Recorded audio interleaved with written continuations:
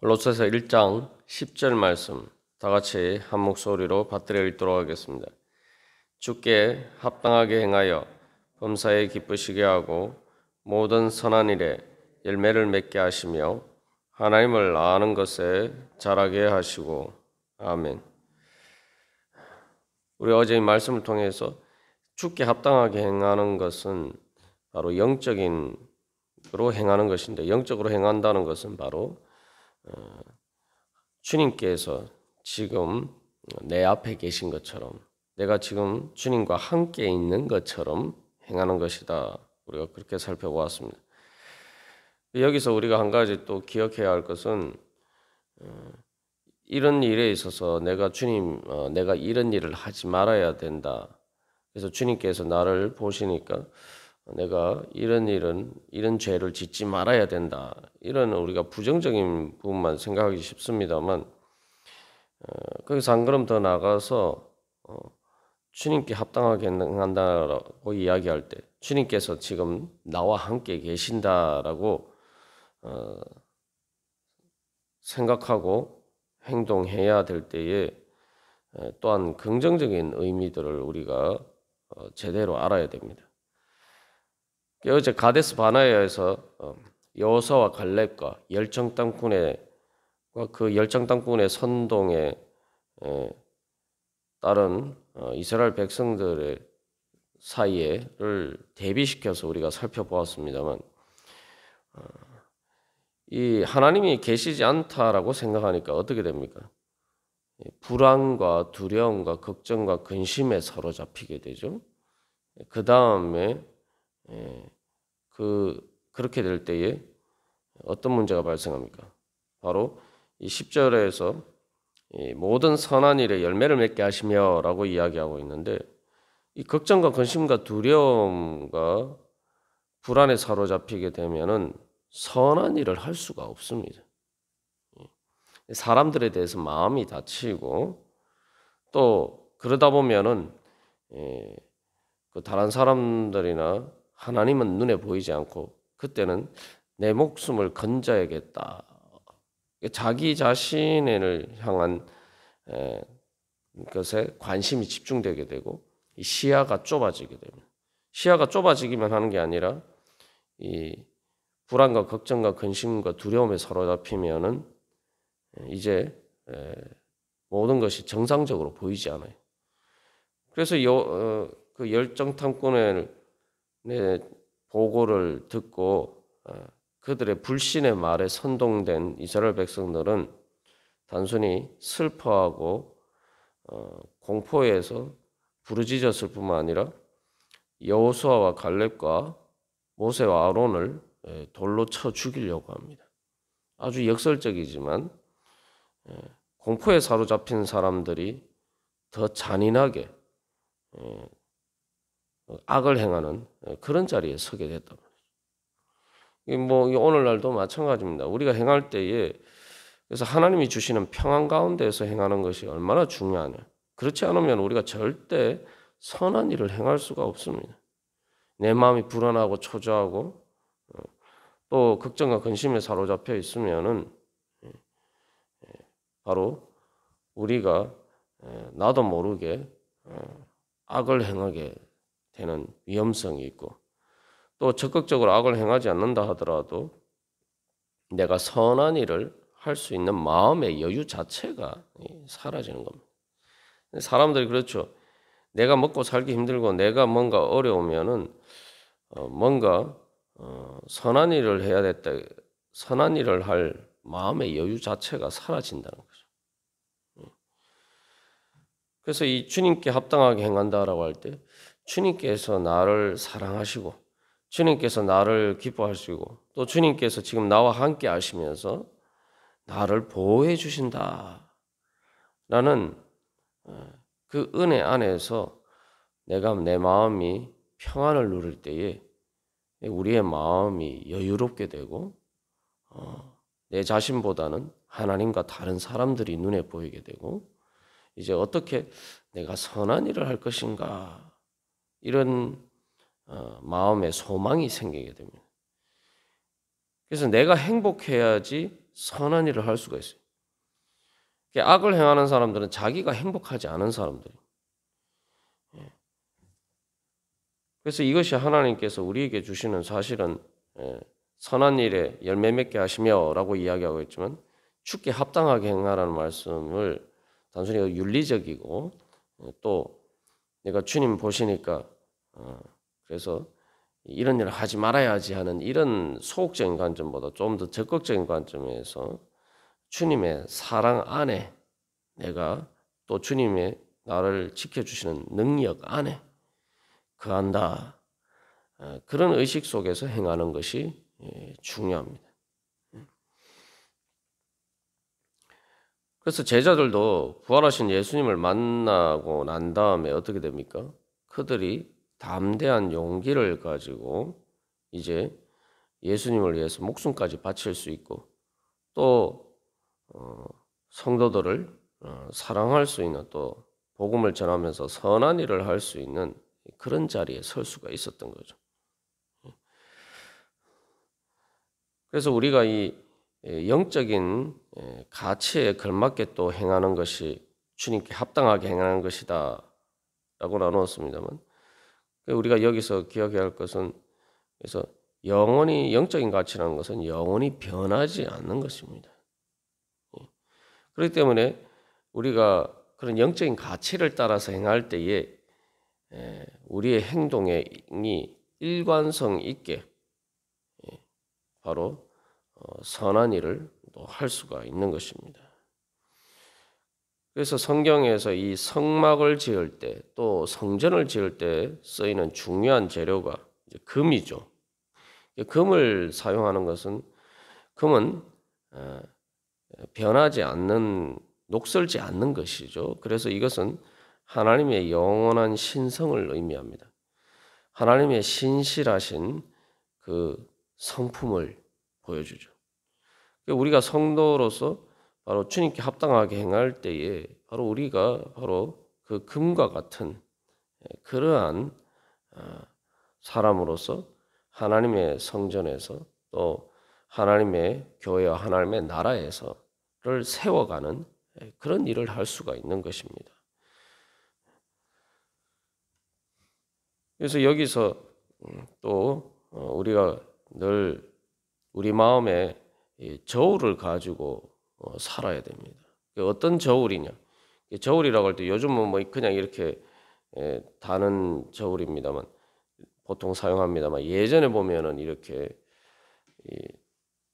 대가 있고 양쪽에 이렇게 이 그릇처럼 해서 양쪽에 달아서 이 무게추하고 이렇게 비교해서 이렇게 수평이 맞으면은 맞는 것을 통해서 이 무게를 재는 것이 있었죠.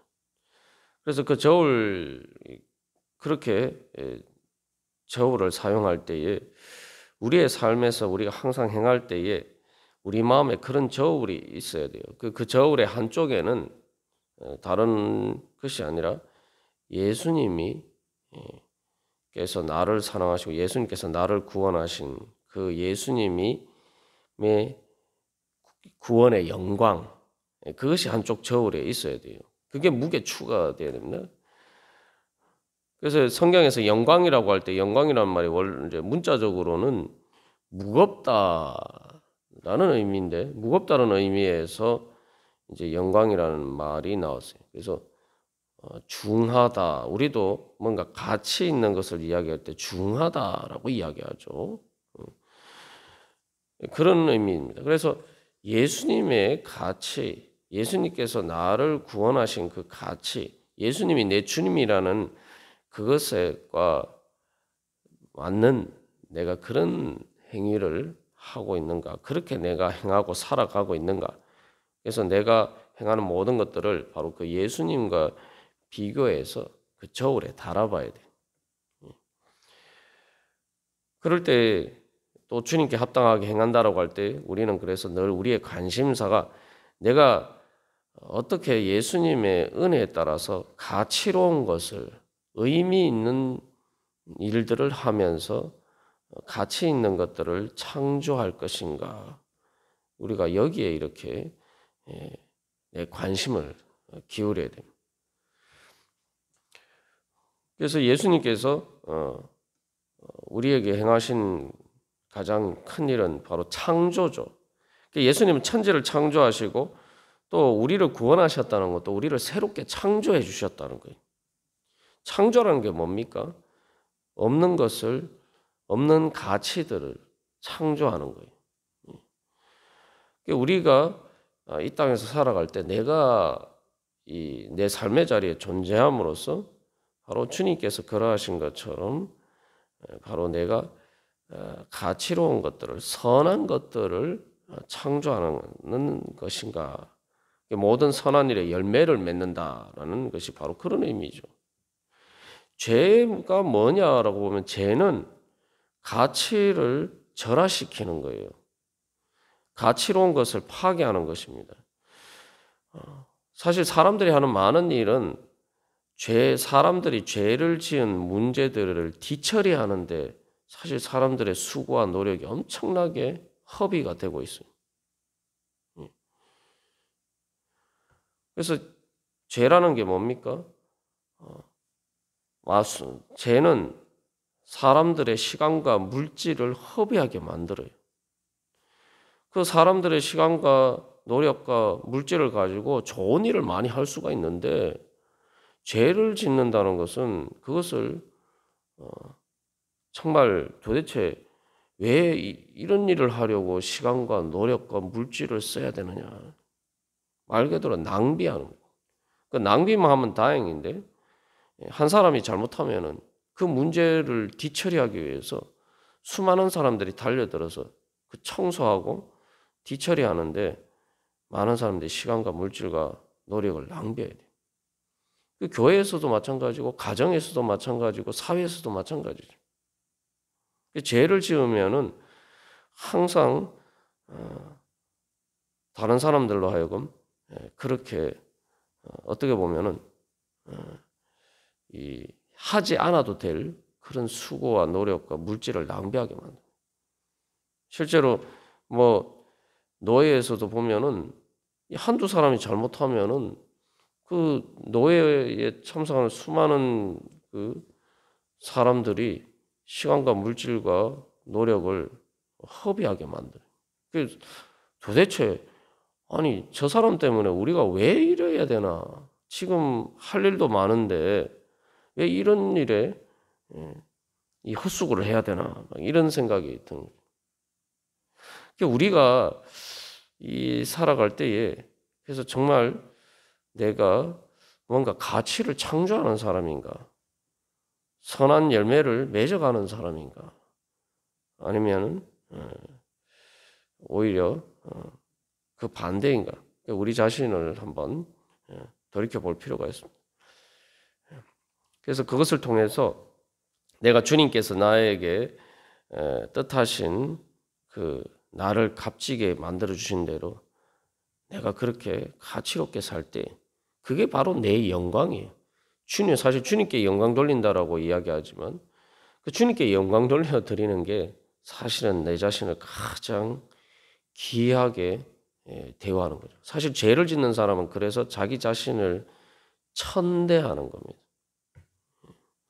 그리고 다른 사람도 천대하지만 또 자기 자신의 인생에 하나님께서 주신 귀한 시간과 무엇보다도 자기의 인생을 헛된 것에 팔아버리는 거죠. 그래서 우리가 늘 말씀 가운데에서 주님께서 주님의 영광을 위해서 행한다. 그래서 주님께 합당하게 행한다는 건 말 그대로 주님께 영광 돌려드리는 삶을 사는 거죠. 그래서 우리의 기도 제목 가운데 그것이 있어야 합니다. 사도 바울이 먹든지 마시든지 무엇을 하든지 하나님의 영광을 위해서 행하라. 그렇게 또 다른 곳에서도 권면하고 있습니다만 우리가 마음의 소망을 가지고 주님, 제가 오늘도 주님께 합당하게 주님의 영광에 걸맞게 주님께 영광 돌려드리기를 원합니다. 그래서 우리가 무슨 일을 하든지 우리가 구체적으로 다 모르는 일들이 많아요. 그러나 모든 일들을 할 때마다 제가 주님께 합당하게 행하기를 원합니다. 다른 말로 하면 주님께 영광 돌려드리기를 원합니다. 이렇게 이야기하면은 기도하면은 하나님께서 그 기도 안 들어주시겠습니까? 아니 주님께 영광 돌려드리겠다는데 주님께서 그 기도 안 들어주시겠어요? 주님께 영광이 되면은 나에게는 말할 수 없는 영광이. 그게 바로 이 하나님의 은혜를 우리가 누리는 가장 귀한 길입니다. 그래서 우리가 오늘도 주님 앞에 기도하면서 나아갈 때에 주님께서 저희들을 귀하게 보신 대로, 그래서 우리가 죄인이었지만 정말 비천한 자리에 있었던 우리들을 주님께서 그 영광으로 우리를 일으켜 세워주셨는데 주님, 그 주님께 저희들이 영광 돌려드리면서 오늘도 살아가게 하여 주시옵소서. 주님께 영광이 되게 하여 주시옵소서. 그렇게 할 때 우리 가운데 하나님께서 우리에게 주시는 찬송의 은혜와 또 감사의 은혜가 넘쳐날 것입니다. 그래서 11절에서는 영광의 힘을 따라 라고 이야기하고 있죠. 그리고 12절에서 감사하게 하시기를 원하노라. 우리가 오늘도 그런 은혜 자리 가운데 함께 나가기를 간절히 소망합니다. 다 같이 기도드리시겠습니다.